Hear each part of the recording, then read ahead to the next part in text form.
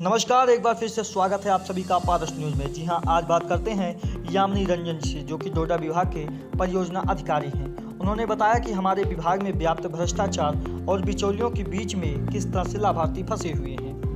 उन्होंने हमारे चैनल के माध्यम से जनता को जागरूक करना चाहा और बिचौलियों को और दलालों के चंगुल में न फंसे और सीधे मुझसे अपनी समस्याओं का निराकार करवाएं। इसके बाद उन्होंने बताया कि शहरी प्रधानमंत्री आवास योजना की पात्रता क्या है, कागजात क्या है, दस्तावेज कौन कौन से लगेंगे, अभी तक कितने शहरी प्रधानमंत्री आवास योजना का लाभ मिला है। उन्होंने सारा ब्यौरा दिया। तो आइए देखते हैं इस बाइट में।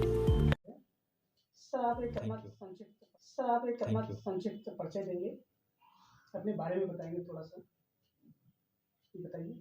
मैं यामिनी रंजन परियोजना अधिकारी डोडा अयोध्या। मैं यहाँ पे 3 साल से कार्यरत हूँ। जब मैं यहाँ पे आया था उस समय प्रधानमंत्री आवास शहरी योजना के अंतर्गत जो है मात्र 3200-3300 आवास जो है पास हुए थे। आज 3 सालों में मैं जो है पहला आवास जो है 15,799 पेमेंट कर चुका हूँ। बहुत अच्छी अचीवमेंट रही आपकी। और दूसरा किस्त हम जो है 13,826 दे चुके हैं और तीसरा जो पेमेंट होता है 5,757 लोगों को दिया जा चुका है। अब इसको थोड़ा सा मैं डिटेल बताना चाहता हूँ कि प्रधानमंत्री आवास योजना शहरी के अंतर्गत मैं जो है आवास देता हूँ। उन लाभार्थियों को आवास देता हूँ जिनकी आर्थिक जो आय होती है वो जो है 3 लाख रुपये से अधिक न हो, नगर निगम सीमा के अंतर्गत हो। जी सर, मैं एक चीज़ इसमें जानना चाहूँगा, जैसे 3 लाख आपने उसका सीमा निर्धारित कर दिया कि उसकी आय होनी चाहिए प्रतिवर्ष, तो इसको आप कैसे वेरीफाई करते हैं कि उसके 3 लाख रुपए पर ईयर से लीजिए? तो ये एक तहसील से आय जाति और जो होता है प्रमाण पत्र, आय प्रमाण पत्र, उनके आधार पे हम करते हैं। क्योंकि हम जब फॉर्म भरवाते हैं और जब डीपीआर बन जाता है तो उसकी जांच जो है, पात्रता की जांच जो है तहसील द्वारा होती है। क्योंकि तहसील ही जानती है कि ये ज़मीन जिस ज़मीन पे वो रहते हैं विवादित है, नजूल की है, तालाब पे है, चारागाह है, कृषि है, अच्छा सर, जैसे आपने ज़मीनों के बारे में बताया कि अभी कुछ चीज़ें ये देखने में आया है कि कुछ जैसे आपका विकास प्राधिकरण हो गया, आवास विकास हो गई, इनको भी आपने जो है आवास आवंटित हुए हैं, इनकी क्या प्रक्रिया होती है? जैसे कि आप जो है जो पूछ रहे हैं उसको थोड़ा सा मैं समझ तो जहाँ तक वो AHP अफोर्डेबल हाउसिंग पार्टनरशिप के अंतर्गत जो है विकास प्राधिकरण जो है बना रहा है।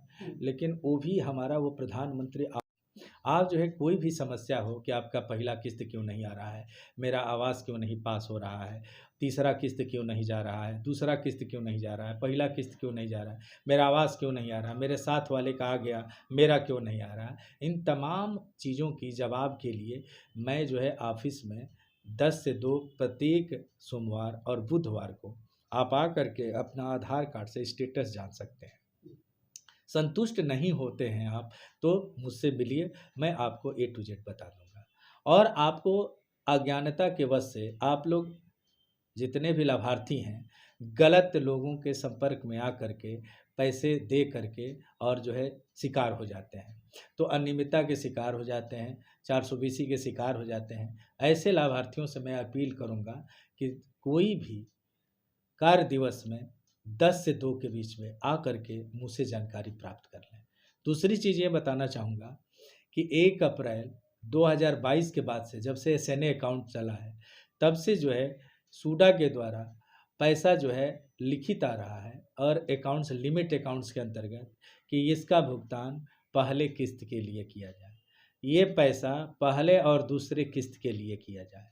अभी जो है लगभग साल भर से हम किसी भी लाभार्थी को तीसरा किस्त नहीं दिए हैं। तो तीसरा किस्त तभी जाएगा जब हम पहला और दूसरा किस्त जब हम सब 100% जो पुराने हमारे DPR हैं उन सभी का पैसा जब हम दे देंगे तब हम जो है तीसरा किस्त देंगे। और अगर कोई भी बंदा कहता है कि मैं तुरंत दिलवा दूंगा तो इस तरह से सत्यता की जांच हमसे अवश्य करा लें किसी भी कार्य दिवस में, और किसी भी दलाल से और इस तरह से बिचौलिए से सावधान रहें और अपने बिना पैसा, ये सब निःशुल्क सेवा है। प्रधानमंत्री आवास योजना शहरी निःशुल्क है और निःशुल्क, किसी को कोई पैसा देने की आवश्यकता नहीं है।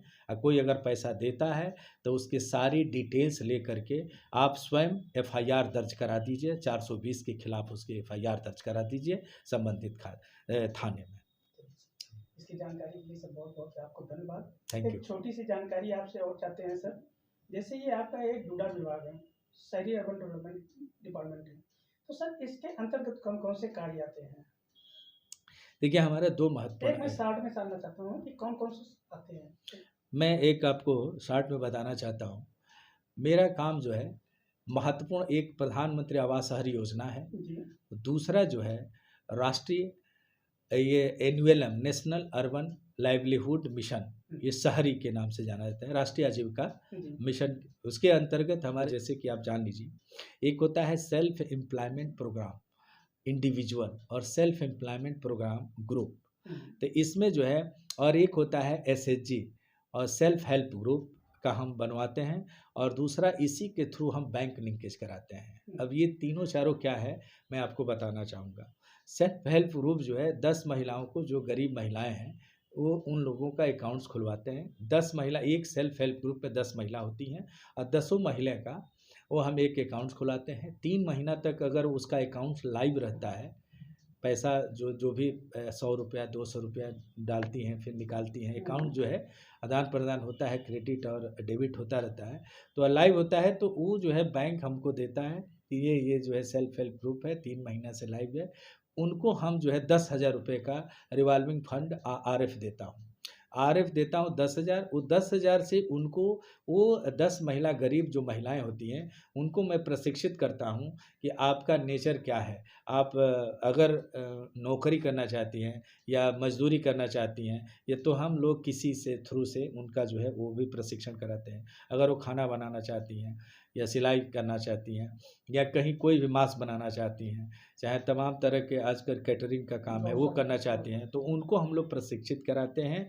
और उनको जो है, अब जैसे अब वो एक कैटरिंग करने के लिए एक टेंट हाउस चाहिए, उसके बर्तन चाहिए, तो कम से कम 1.5-2 लाख रुपया कम से कम चाहिए, 2 लाख चाहिए। तो 2 लाख का उसी सेल्फ हेल्प ग्रुप का, जब पुरानी हो जाती हैं और वो लाइव रहता है, काम करती रहती है, समय समय पे वो काम करती रहती है, तो उनका जो है हम लोग बैंक लिंकेज करा करके उनको हम लोग लोन दिलवाते हैं उस पर्पज से, जैसे हमने जो शिक्षण या उसको रोजगार मुहैया कराए।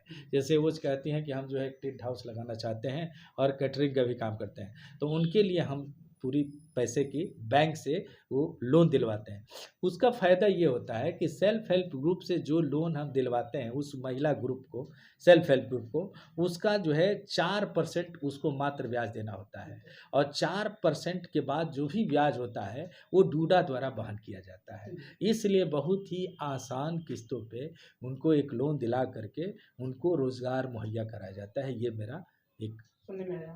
ये हमारे यहाँ जो है मलिन बस्ती है, उसमें जो है हम जो है छोटे मोटे स्तर पे नाली और इंटरलॉकिंग का काम करते हैं। तो ये सर आप करवाते हैं या इसको टेंडरिंग करवाते हैं? नहीं, ई टेंडर के माध्यम से होता है सर। ई टेंडर के माध्यम से होता है सर। इसकी एक क्राइटेरिया होगी कि इतने मीटर, इतने किलोमीटर का आप जो है वो करते हैं, रोड बनाते हैं। नहीं, हमारा क्राइटेरिया सिर्फ इतने हैं कि आम आदमी को संपर्क जो है, मेन संपर्क मार्ग में नहीं बनाता हूँ मैं, कोई भी व्हीकल या व्यवसायिक व्हीकल के लिए मैं नहीं बनाता हूँ मैं। संपर्क जिसका जो है, जो अल्प विकसित जो क्षेत्र होता है, मलिन बस्ती होता है, वहाँ हम बनाते हैं। इसको सर आप चयनित करते हैं इसका वो नहीं, हमारे यहाँ जो है, जैसे हमारे यहाँ माननीय विधायक जी, माननीय सांसद जी जो जनप्रतिनिधित्व के द्वारा प्रस्ताव आता है और प्रस्ताव को चेक करके डीपीआर बनती है, और शासन में जब सैंक्शन होता है उसकी ई टेंडरिंग होती है, और ई टेंडरिंग के माध्यम से हम लोग उसका कार्य को संपन्न कराते हैं। तो ये जो टेंडर्स होते हैं, जो आपके यहाँ कॉन्ट्रैक्टर्स होते हैं, ये आपके रजिस्टर्ड होते हैं या कोई? हाँ, हमारा रजिस्ट्रेशन होता है, हमारे यहाँ जो रजिस्टर्ड होते हैं वही करते हैं। आपको बहुत बहुत धन्यवाद सर। Thank you. और हमारे चैनल के माध्यम से और कोई चीज़ आप जनता को कहना चाहेंगे? मैं जनता से यही अपील करना चाहूँगा कि जो भी मेरी योजनाएं हैं उसके अधिक से अधिक लाभ उठाएं, और अधिक से अधिक जानकारी के लिए मेरे जितने भी कैंप आयोजित होते हैं उसमें हिस्सा लें अधिक से अधिक, और हमसे संपर्क करें। ऑफिस कार्यालय अवध में जो भी है उसमें आएँ, संपर्क करें और अधिक से अधिक जानकारी लेकर के हमारी योजनाओं का लाभ प्राप्त करें। धन्यवाद।